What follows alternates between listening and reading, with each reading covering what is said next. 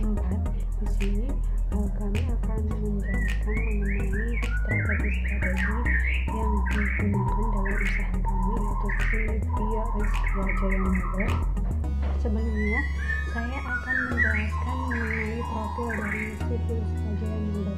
Sylvia Rizkia Jaya Mebel ini berdiri pada tahun 2005 yang dimiliki oleh 4 orang, dan di sini kami memproduksi ada meja, kursi, set kamar tidur, meja belajar, meja rias, dan lain-lain tentunya yang dibutuhkan oleh masyarakat.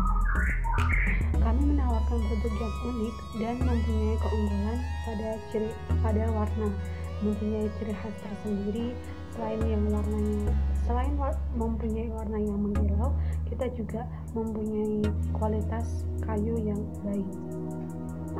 Ada beberapa strategi yang digunakan dalam Sylvia Rizkia Jaya ini. Ada strategi sumber daya manusia, ada strategi manajemen produksi, ada strategi manajemen pemasaran, ada strategi manajemen keuangan. Saya akan menjelaskan mengenai strategi manajemen pemasaran.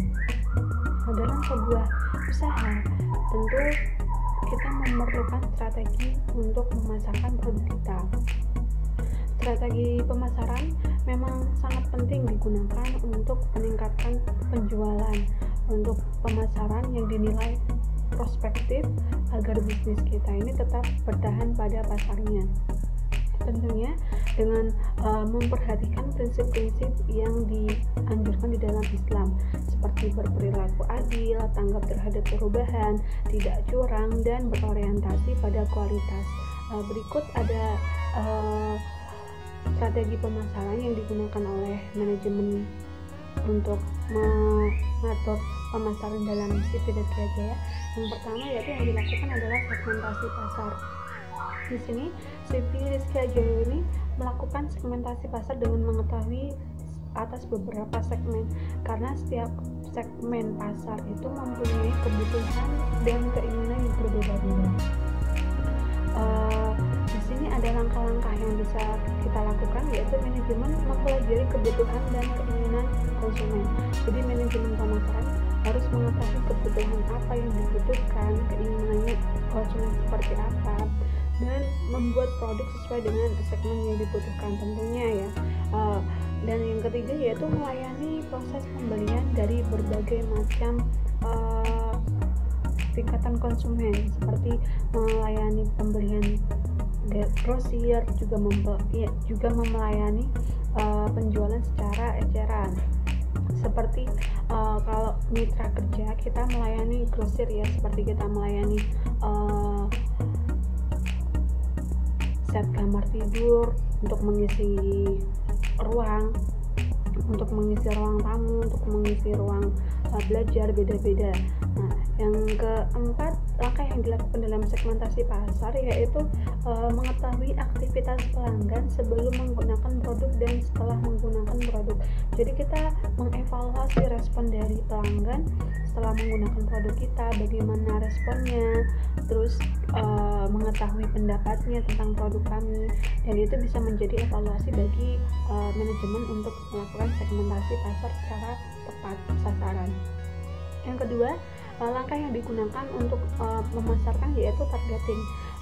Sylvia Rizkia Jaya ini menargetkan pasar mana yang menjadi sasaran untuk penjualan produknya. Langkah yang diambil yaitu mengetahui minat konsumen terhadap produk kita, seberapa besar sih minat konsumen terhadap produk kita, terus menentukan kriteria dan daya tarik pasar kompetitif, seperti apa desain dari pesaing kita, lalu mengikuti tren lingkungan dan tren lingkungan setempat. Tentunya yang semakin lambat laun ini akan mengalami perubahan trennya. Yang ketiga, strategi yang digunakan yaitu positioning. Sylvia Rizkia Jaya Mebel ini menciptakan kesan tertentu agar produk kita dapat dikenali oleh konsumen. Contohnya mempunyai simbol yang dimiliki ini ditempatkan pada produk kita, dipasang dalam produk kita. Jadi setiap konsumen mengetahui, simbol ini sudah mengetahui, oh ini produk dari Siti Rizkia karena mempunyai ciri khas tersendiri. Kita juga mempunyai ciri khas dalam keunggulan kualitas yang tentunya itu menjadi salah satu pendompleng dari keunggulan kualitas kita.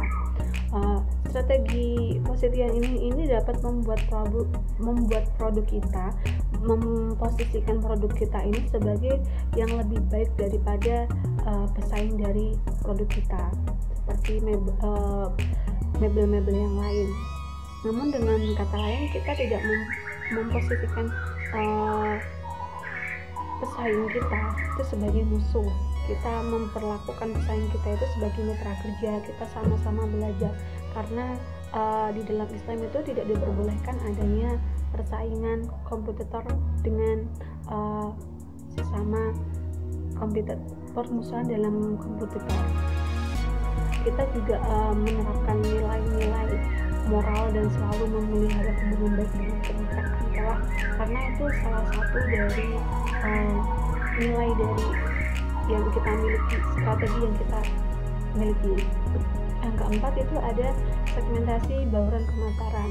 Dalam strategi bauran pemasaran kita menerapkan empat aspek bauran pemasaran, yaitu ada aspek produk, price, promotion, dan place.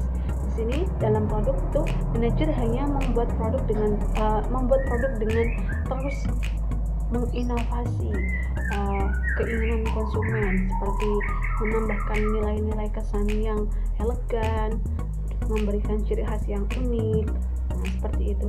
Dan yang dalam price kita juga mempertimbangkan harga-harga dari pasar kompetitor lain untuk menjual harga dari barang kita tentunya yang sesuai dengan produk, bahan yang digunakan, tingkat kesulitan, lalu cat yang digunakan itu harus sesuai. Dan yang promotion, kita mempromosikan produk ini dalam keadaan secara langsung maupun tidak langsung. Jika secara langsung kita mempromosikan dengan cara memberikan sales atau menempatkan sales atau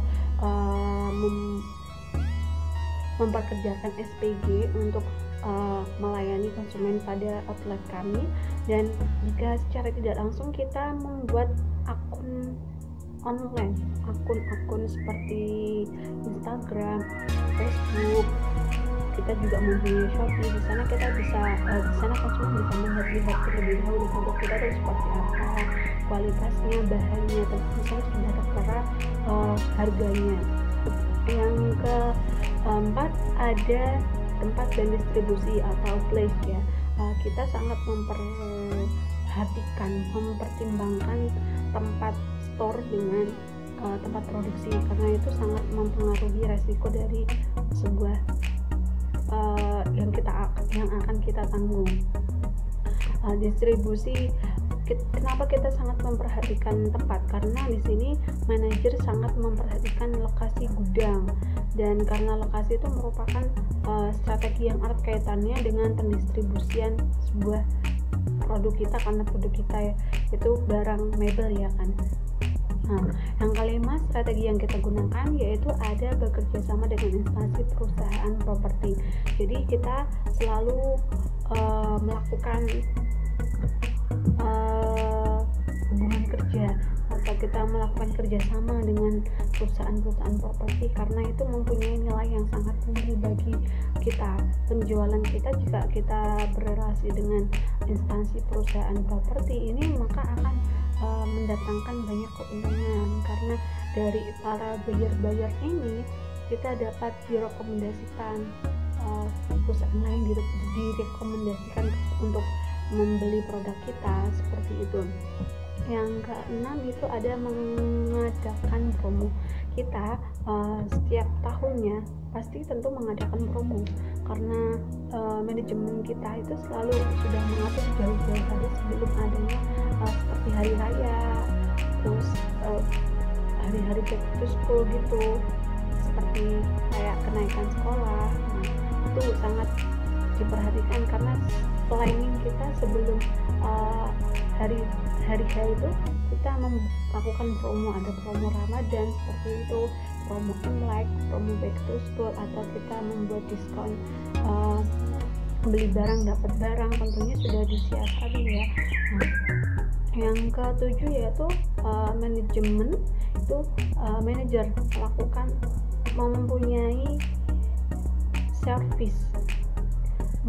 service. Jadi kita memberikan service yang sangat-sangat baik kepada konsumen dengan cara kita memberikan garansi kepada produk kita. Salah satu dari keunggulan dari strategi yang kita buat adalah kita memberikan garansi selama 6 bulan terhadap produk kita. Jika dari hari pembelian sampai dengan 6 bulan ke depan kita memberikan garansi, karena salah satu dari keunggulan kita itu ya mempertanggungjawabkan produk kita, karena agar konsumen itu percaya sekali dengan produk kita. Jadi kita harus bertanggung jawab. Di dalam Islam juga diajarkan di antara pembeli dengan penjual atau antara konsumen dengan produsen itu tidak boleh ada yang dirugikan, harus sama-sama saling menguntungkan. Jadi jika kita ada kerusakan, itu sudah tanggungan dari perusahaan kami. Servis sangat memberikan nilai positif bagi strategi kita, karena dalam penerapannya kita sangat dipercaya oleh relasi kerja kita. Seperti itu. Terima kasih. Assalamualaikum warahmatullahi wabarakatuh.